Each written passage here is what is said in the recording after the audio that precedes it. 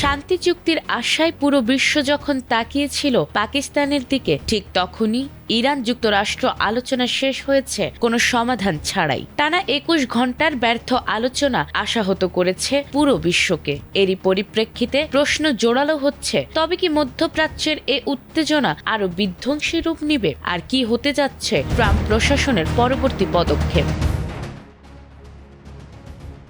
মার্কিন সামরিক বাহিনীর সেন্টকম জানিয়েছে, সোমবার সকাল থেকে ইরানের সব সমুদ্র বন্দরে অবরোধ কার্যকর করা হবে। এর ফলে ইরানের বন্দরে প্রবেশ বা সেখান থেকে বের হতে চাওয়া যে কোনো দেশের জাহাজ কঠোর নজরদারি ও নিয়ন্ত্রণের আওতায় পড়বে।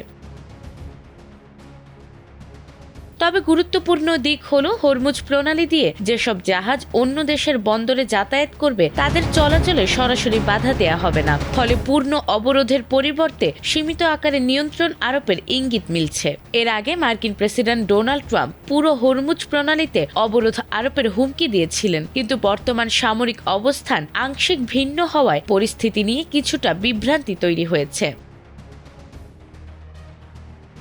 পূর্বে পাকিস্তানের রাজধানী ইসলামাবাদে ইরান ও যুক্তরাষ্ট্রের মধ্যে দীর্ঘ ২১ ঘন্টার আলোচনা অনুষ্ঠিত হলেও কোনো সমঝোতা হয়নি। পারমাণবিক কর্মসূচি ও আঞ্চলিক প্রভাব নিয়ে মতপার্থক্য থেকেই যায়, যা পরবর্তীতে উত্তেজনা আরও বাড়িয়ে তোলে। অন্যদিকে আইআরজিসি এই অবরোধকে যুদ্ধবিরতির লঙ্ঘন হিসেবে উল্লেখ করে কঠোর হুঁশিয়ারি দিয়েছে। তাদের দাবি, ইরানের কাছাকাছি কোনো সামরিক উপস্থিতি দেখা গেলে তা শক্তভাবে মোকাবিলা করা হবে।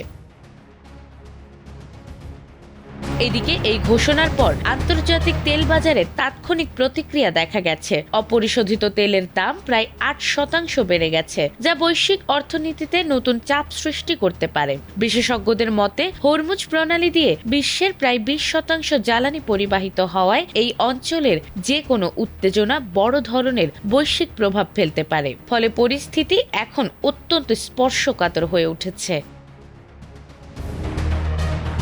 নাজমুন নাহার জান্নাত, এটিএন বাংলা।